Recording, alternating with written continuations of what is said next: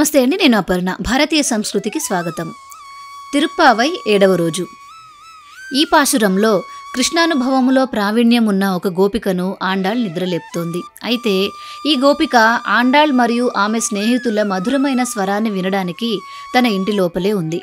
ఓయి పిచ్చిపిల్ల, భరద్వాజ పక్షులన్నీ కీచుకీచుమంటూ చేస్తున్న కలకలములు వినపడలేదా? అదిగో సువాసనలు వెదజల్లుతున్న కురులు గల ఆ గోపకాంతలు తాము ధరించిన ఆభరణాలన్నీ ధ్వనించేటట్లుగా చేతులను తిప్పుతూ కవ్వాలతో పెరుగు చిలుకుతున్నారు. ఆ ధ్వనులేవీ వినపడలేదా?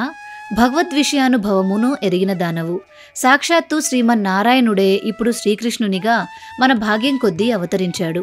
మన కొరకే కేసీ మొదలైన రాక్షసులను చంపి మన కష్టాలను గట్టెక్కించాడు. మనమంతా అతనికి కృతజ్ఞులమై అతని గుణగానం చేస్తున్నాము. అయినా వానిని వింటూనే ఇంకా పడుకునే ఉన్నావేంటి? మేము పాడే ఈ పాటల ఆనందంతో నీవు మురిసిపోతున్నావులే. ఇకనైనా లేచిరా అమ్మా, వ్రతం ఆచరించడానికి ఇంకా ఆలస్యం దేనికి అని ఒక గోపకన్యను నిద్రలేపుతోంది ఆండాళ్ దేవి. మీకు ఈ వీడియో నచ్చినట్లయితే మన ఛానల్ని సపోర్ట్ చేయాలి అనుకుంటే వీడియోని లైక్ చేసి మీ వాళ్ళందరికీ షేర్ చేయండి. మిగిలిన పాసురాలు కూడా చూడాలి అనుకుంటే భారతీయ సంస్కృతి ఛానల్ని సబ్స్క్రైబ్ చేసుకొని బెల్ ఐకాన్ని యాక్టివేట్ చేసుకోండి. తిరిగి రేపటి రోజు పారాయణంలో మళ్ళీ కలుసుకుందాం. నమస్కారం.